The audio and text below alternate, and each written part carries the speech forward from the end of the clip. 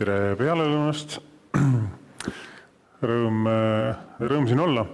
Ka minul esimest korda selles konkreetses tsentri keskuses väga muljetavaldav ringkäik ja tänan veel kord võimaluse eest seda teemat teiega arutada. 20 minutit ettekande aega, lausa 30, suurepärane. Ka sellega ma ei kata kõike teemat ära, luban. Ja isegi kui me rääkisime siin alguses rohepöördest, siis minu ettekanne konkreetselt on ikkagi sellest kliima eesmärgi mõjust eelkõige. Ma usun, et järelkõnelejad pisut aitavad rääkida ka teistest rohepöörde eesmärkidest, olgu see siis elurikkuse strateegia, näiteks metsastrateegia, mis kaudselt kahtlemata on omavahel kõik kenasti seotud. Ja osa sellest rohepaketist. Ma püüan keskenduda siis rohkem sellele kliimapaketi tulenevatele küsimustele. Nii, ja korratud üle veel, Keit ka juba tegelikult mainis seda, et see võrdlus 90 aastaga käib ja eesmärk kahtlemata sellele kliimaneutraalsusele 50 aastaks jõuda on üsna ambitsioonikas ja kui oli näha, et läheb raskelt, siis keerati nende vinti peale ja 40% pealt 55 aastaks 2030 peaksime oma kasvuhoonegaaside vähenemise või heite vähenemisega siis jõudma. Ja erinevatel riikidel on see kahtlemata erinev, olgu lihtsalt siis ka nagu öelda ja üle platsi siis peame selle eesmärgi saavutama. See pakett iseenesest või siis see kliimaseadus või siis nagu see kogu pakett ise koosneb väga mitmetest ehk siis 8 erinevast õigusaktist ja algatusest ja ma olen siia proovinud natukene paksemas kirjas tuua ehk siis need, mis võiksid puidu töötlemist, mööblitööstust ja võib-olla metsandust laiendamalt nagu tuua, aga loomulikult võib leida ilmselt teistest pakettidest ka teatud märksõnu. Nüüd seesama pilt või kuidagi nagu konkreetsemaks minna proovides, siis need sektorid, mis täna eksisteerivad selles kogu kliimapaketis on ehk sellelt jooniselt teile loodetavasti näha. Nii hästi kui arvasti see parasjagu on siia kuvatud, siis need värvid, mis on siis üleval pool seda nullnivood, oranž eelkõige siis ja teised järgnevad on need sektorid, kes siis täna ajalooliselt on alates 90-ndast olnud kasvuhoonegaaside heited. Et siit pildi pealt on näha need, seda, et me oleme energeetika sektoris heitega mitte kellegi uudiseks ilmselt ühed suuremad heitjad. Ja vastab ka tõele, et 90-ndatest alates on siiski see langus olnud teisalt jälle nagu märkimisväärne. Lisaks siis transport ja kindlasti muud valdkonnad, tööstuslikud protsessid ja põllumajandus ka. Ja siis selle nullnivoost allpool on tegelikult justkui miinusmärgiga, aga ikkagi positiivse poole peal selles mõttes, et sidujana kasvuhoonegaaside mõttes nüüd siis selline sektor nagu LULUCF ehk et maakasutuse muutus ja metsandussektor on siis selles paketis koos ja ajalooliselt on siis see sektor olnud see, mis on aidanud siis ülejäänud heitvatel sektoritel seda bilanssi siis tasakaalustada. Puidutöötlemise mõttes kahtlemata, kui rohepaketi neid eesmärke siis vaadata ja neid hakata kuidagi seda ülemisi tippi allapoole tõstma, et siis kindlasti oluline puidutöötlemise jaoks nendest sisendkuludest on seesama energeetikasektor. Eks seda, kuivõrd kas siis just rohepööre või olukord Covidi aegses või järgses olukorras mõjutab elektrihinda, on arvamusi erinevaid, aga kindlasti oluline sisendpuidu töötlemisele kahtlemata, et toimuks võimalikult sujuv ülemine taastuvenergiale, et see siis hinna poliitikas sisendkuluna võimalikult vähe mõjutaks, võiks olla teie ootus kindlasti. Täna ka Eestit nüüd võttes siis näiteks tuuleparkide rajamine on meil oodatust võtnud kauem aega. Eks see ongi nagu küsimus selles, kuidas on meie planeerimisprotsess Eestis käima läinud, kus on võimalik tuuleparki ehitada, sõltub sellest, kui palju on tuult, palju on erinevaid kitsendusi, piiranguid ja soovi enda lähinaabruses tuuleparki näha ja kindlasti üks eesmärk tuuleparkide kasvatamine ja selle kaudu elektritootmist kasvatada on ka Eestil. Lisaks siis kindlasti päikseenergia. Ja see loodetavasti siis aitab meil rohelisemaks muuta ka oma energiapaketti. Siis nende transpordisektor on ka ajalooliselt kõikunud natukene viimastel aastatel pigem mitte vähenenud, et see on samamoodi selline küsimus ka kui te töötlejatena toote valmis saate, siis loomulikult tahaks võimalikult odavat seda transportida, et see kahtlemata on ka hästi oluline faktor. Ja puiduna tooraine samamoodi sellest ettekande teises pooles võib-olla siis pisut pikemana. Transpordi juurde tagasi tulles ka näiteks isegi mul oli vist lennukikütuste mõttes ära markeeritud see üks algatus seal, mis võib samamoodi päeva lõpuks seda sektorit mõjutama, et ka lennukikütustes kohustus on edaspidi seda biokomponenti kasutada ja juba täna tegelikult uuritakse, et kas see saaks olla puitne biomass, mis sinna saaks olla lisatud ja kindlasti see üks võimalus on, mis siis omakorda ühelt poolt annab võimaluse seda väiksema kvaliteediga puitu siis kasutusse võtta mõne muu siis kasutusvaldkonna kõrval näiteks. Nii edasi liikumise trajektoorid on kogu selles kliimapaketis ka püütud ära kaardistada Eesti näitel. Siin on ka see ajalooline tulbad välja toodud, see roheline siis taaskord see siduv LULUCF-sektor ja üleval need tulpade järgsed trajektoorid peaksid siis indikeerima seda, et kuhu peaksime välja jõudma, et algselt need trajektoorid olid kliimapoliitika põhialuseid silmas pidades tehtud pisut tagasihoidlikumad. Nüüd need rohelised mummukesed siis peaksid tähendama seda uut seatud sihti. Ehk siis, et kliimaneutraalsuseks jõuda, peaksid siis sektorite omavaheline sidumine ja heide jõudma tasakaalu. Et sellised trajektoorid tuleb kindlasti võtta ja on selge, et ei piisa sellest, et ainuüksi energeetikasektor panustab kõik ülejäänud täpselt samamoodi heitjate poole pealt ja sidumissektori kõik osapooled täpselt samamoodi.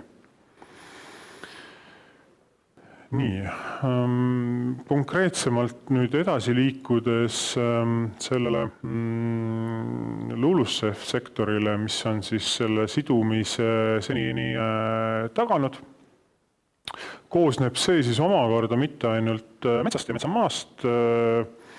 Lisaks metsale aitab süsinikku pikaaegselt siduda või lukustada need saavad puittooted, mida paljud teist teevad, mida kestvamad on, seda pikemaaegselt süsinik sinna lukustatud saab.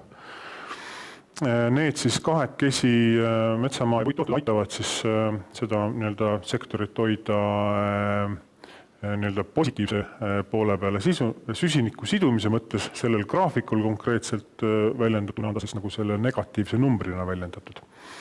Ja kõik, mis on siis plusspoole peal, on heite osa ja traditsiooniliselt märgalad on need, mis on ehk selles sektoris kõige suuremad heitjad ja kindlasti asustusalad, mis on laienenud ehk et valglinnastumine ja muu taoline ning kindlasti ka põllumaa on seal osaline. Selles konkreetses paketis, mis nüüd 14. juulil Euroopa Komisjoni poolt välja tuli, seati siis ka pisut teistsugused eesmärgid sellele sektorile, kui see oli varasemalt. Tunnistan, et tegemist on hästi keerukate arvestusreeglitega, seda me täna siin koos selgeks ei õpi, kuidas täpselt selles sektoris sidumine ja arvestus nii-öelda siis määratletakse. Metoodikad tegelikult seavad igale sellele LULUCF alasektorile omad eesmärgid ja võiks arvata, et seni olnud selline eesmärk, et heide ja sidumine peaksid selles sektoris olema tasakaalustatud, ei tähenda tegelikult seda, et see eesmärk oleks selle nullnivoo saavutamine ilmtingimata. Et metoodilistest erinevustest tulenevalt oli selleks tasemeks ennem seda paketti vist 1,6 miljonit tonni süsiniku ekvivalenti. See, kus see täpselt siin joone peal asetseb, on ilmselt võimalik igal ühel vaadata selle 1000 ja -1000 ja -2000 vahel kuskil. Sellel joonel see laineline graafik esindab seda, siis milline on selle sektori bilanss siis ajalooliselt olnud. Ja nüüd, kui komisjon tuli välja uue eesmärgiga, siis seati Euroopa üleselt eesmärgiks, et täiendavalt peaks see sektor rohkem siduma 310 miljonit tonni süsiniku ekvivalenti. See arvutus või arvestus siis komisjoni poolt tehti 2016 kuni 2018 keskmist sidumist arvestatavalt ja Eestile tähendas see seda, et uueks eesmärgiks seati siis 2,5 miljonit tonni sidumise ühesõnaga bilansi poolt. See on siin selle oranži joonega teile graafikult näha. Ehk et üsna ambitsioonikas siis kasv projitseeriti Eestile konkreetselt.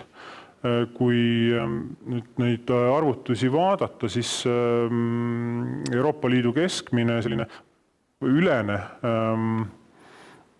lähenemine ei olnud niiviisi, et kõik said nagu täpselt võrdselt, eks, et vaadati senist ajalugu ja projitseeriti tulevikku.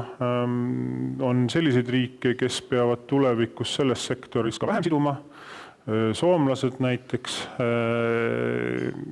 on sellised sektorid, kes peavad vist 600% rohkem siduma, näiteks sakslased ja siis eestlased, kui ma ei eksi, siis oli 400% rohkem kui senine eesmärk, aga see on selline nagu esialgne arvestus, aga oluline nii-öelda tõus ja sellel nii-öelda võib-olla üks selgitus ka see, et vahepeal on nii-öelda nendes arvestustes või raporteerimistes olnud ka üks vaheaasta veel, et mida võib-olla komisjon ei ole arvesse võtnud, aga see on selline puhas spekulatsioon täna. Ma arvan, et oluline sõnum kui selline on see, et sellelt sektorilt on seatud väga kõrged ootused kahtlemata. Nii, ja selleks, et nendele ootustele kuidagi vastata juba eelnevalt tegelikult, et mõelda, kuidas see sektor saaks siis 2050. aasta sellist üldeesmärki täita, Keskkonnaministeerium tellis Keskkonnaagentuurilt ja Maaülikoolilt ühe sektori analüüsi, et milliste meetmetega, kuidas saaks see sektor seda eesmärgile kaasa aidata.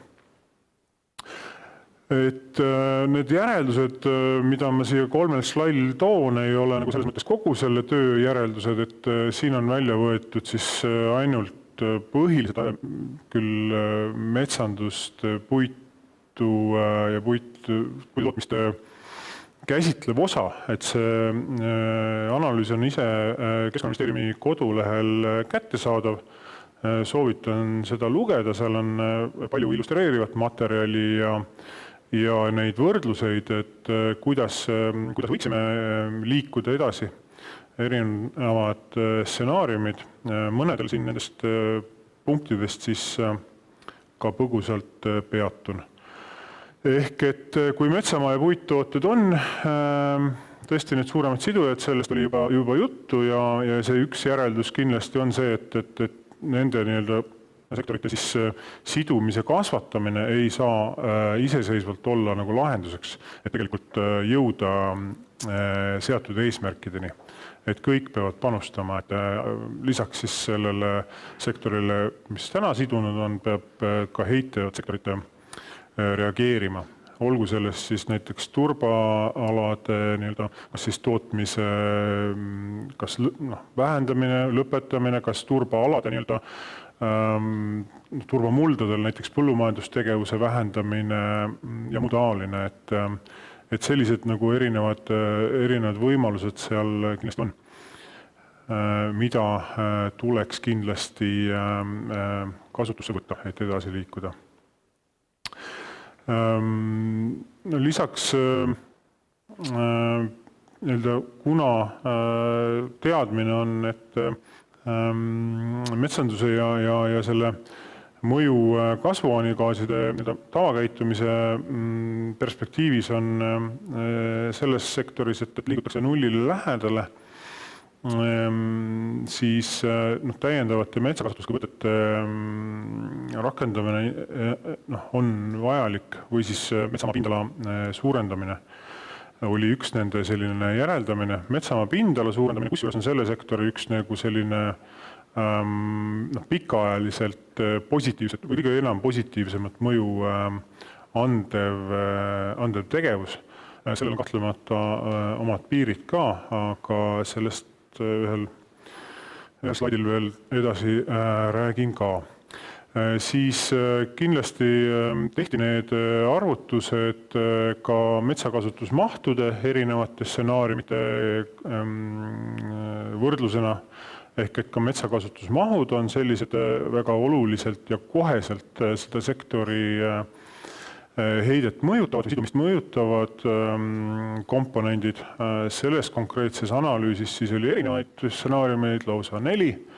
Ja kui koheselt rakendada väga olulisel määral näiteks metsakasutusmahtude, raiemahtude vähendamist, siis sellega oleks võimalik väga siis lihtsasti jutumärkides seda sektori eesmärki täita. See oleks kahtlemata väga selge sotsiaalmajandusliku mõjuga ja selle nagu risk, siis, mis on sellest analüüsist ja tegelikult siis ka selles Euroopa Komisjoni, kuidas eesti keele, ühisuuringute keskus, Joint Research Center uuringutest välja toodud, et see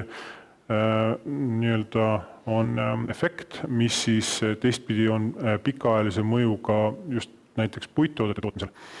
Et võimaldab igal juhul väga selgelt lühiajalist efekti pakkuda, on väga suure tõenäosusega elustiku mõttes soodne, selgelt sotsiaalmajandusliku mõjudega ja tulevikus selle riskiga, et kui vähem või kui näiteks vanade metsade osakaal suureneb, seal väheneb sidumisvõime, kasvab küll see ladustatud süsiniku hulk, aga et mingil hetkel tekib küllastusefekt ja juurdesidumisvõime jällegi nagu omakorda väheneb.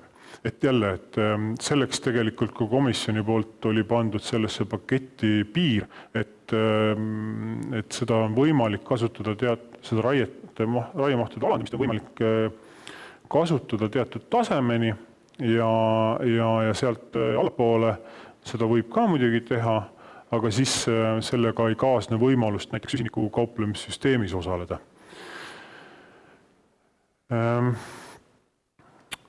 Ja siis järgmised järeldused sellest konkreetsest analüüsist oli seesama, et pikk perspektiiv. Vaadati ka tegelikult kaugemale metsade puhul kui aasta 2050. See perspektiiv oli 2100 selles konkreetses uuringus, aga on üsna selge, mida ka uuringu läbiviijad välja tõid, et me oskame enam-vähem hästi ennustada seda, mis juhtub aastani 2050. Et peale seda on see määramatus tegelikult väga suur ja neid numbreid sealt edasi võib-olla nagu liiga tõsiselt võtta ei ole otstarbekas. Ja kõikidel nendel tegevustel kahtlemata on pikk kumulatiivne mõju ka. Ja mis siin ka läbi käis, puit ja puittooted, need ootus, nagu ka sai eelnevalt Keit Kasemetsa poolt mainitud, on oodatud lahendused, et puittoodetesse jätkuvalt süsinikku seotakse, et mitte nüüd, et kindlasti on sellel metsade biomassis süsiniku sidumine ootuspärane, et seal oleks samamoodi süsinik ladestatud, kogutud, aga lisaks sellele, et see toob omakorda pikaajalised riskid, vähendab siis võimalust süsinikku omakorda puittoodetesse siduda. Ja see tõdemus nende uuringu koostajate poolt oli siis selline, et kui neid meetmeid koos rakendada, et siis selline koosstsenaariumi mõju, juhul kui raiemahud püsiksid ühtlase kasutuse tasemel, seal suurusjärgus vist oli 10 miljonit tihumeetrit aastas, siis sellisel juhul nende meetmete rakendamisega õnnestuks seda sektorit täiendavat sidumist siis 0,5 miljoni tonni süsiniku ekvivalendi võrra tõsta. Ja arusaamine on see, et see nüüd seda uut eesmärki, mis on selle paketiga seatud, täita ei võimaldaks. Väga lühidalt. Nendest meetmetest korraks ka veel, et see Kirju Vikerkaar siin presenteerib siis nagu täiendavaid meetmeid, mida see uuring välja tõi, et mida võiks siis rakendada, mis omaksid pikaajalist positiivset efekti. Metsastamine, nagu sai välja toodud, on väga konkreetne, väga nagu pikaajaline ja ajas siis ka suurenev efekt. Selle küsimus on kahtlemata see, et see on kallis, ja pindala siin välja tooduna on 75 000 hektarit, mis võiks saada olla tänase parima teadmise kohaselt. Numbreid on ka suuremaid ajaloos välja öeldud, aga see on proovitud selline realistlik hinnang siis anda, mis võiks olla sellist maad, mis ei ole siis tänaste teadmiste kohaselt kasutuses, kas siis juba metsamaana, põllumajandustootmises või oleks erinevate täiendavate looduskaitseliste piirangutega, erinevad poollooduslikud kooslused näiteks midagi taolist, et see peaks olema selline nagu arv hektareid, mis võiks olla realistlik uuendamiseks võtta ja jaotatuna siin ta on siis 2500 hektarit aastas eesmärgina. Kindlasti see, kuidas metsa kasvatatakse Eesti kontekstis omab olulist mõju.